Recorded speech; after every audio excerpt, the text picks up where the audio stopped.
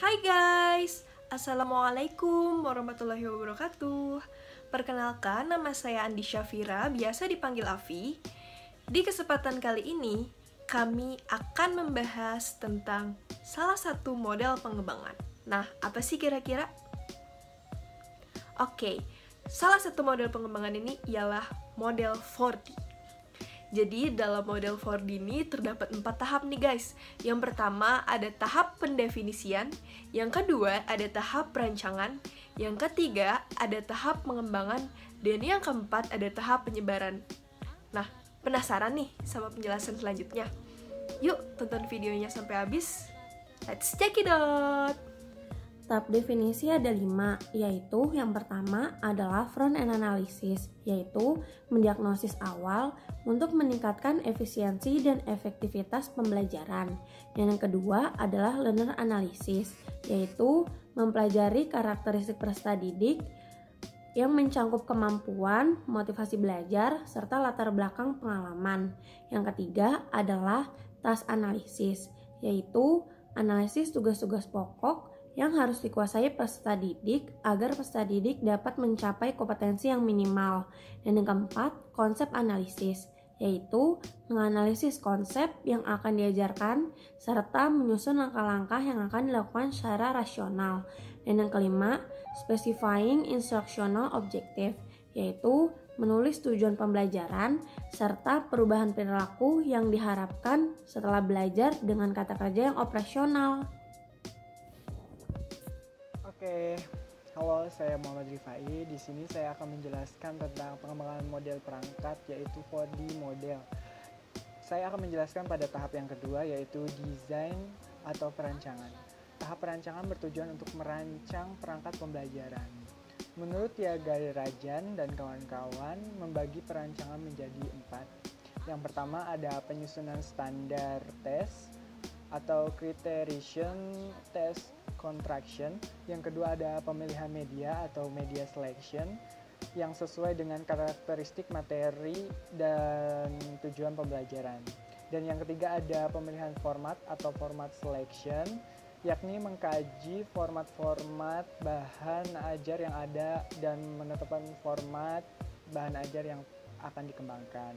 Dan yang terakhir ada yang keempat yaitu membuat rancangan awal atau initial design sesuai format yang dipilih. Langkah-langkahnya sebagai berikut. Yang pertama ada penyusunan tes acuan patokan atau contraction criterion reference test.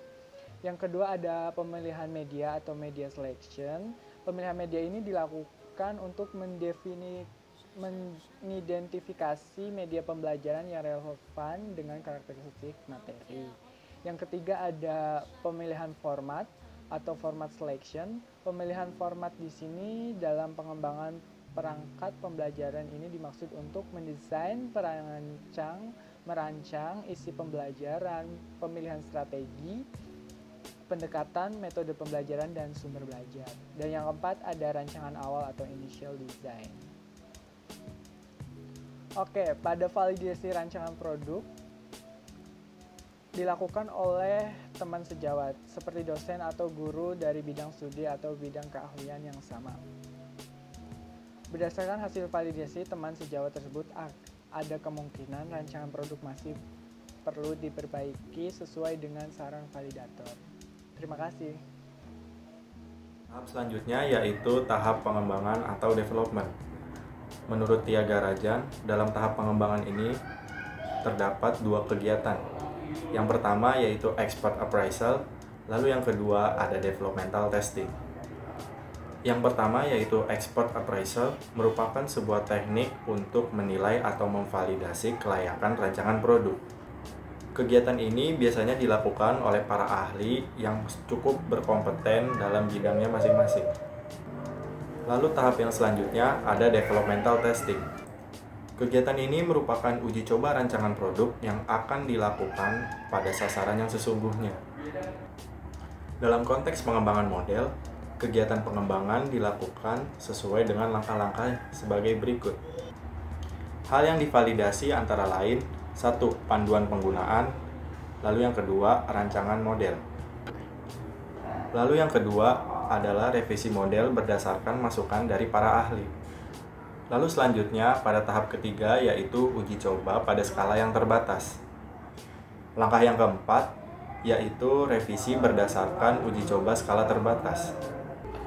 Lalu yang terakhir atau langkah yang kelima adalah implementasi model tersebut pada skala yang lebih besar. Saya Rahmat Hidayat akan menjelaskan pada tahap keempat model pengembangan 4D. Ini merupakan tahap terakhir, di mana ini tahap merupakan untuk mempromosikan produk pengembangan agar bisa diterima oleh para pengguna.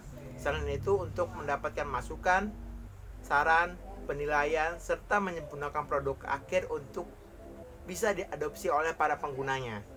Nah, adapun hal-hal yang harus diperhatikan dalam melakukan penyebarluasan ini.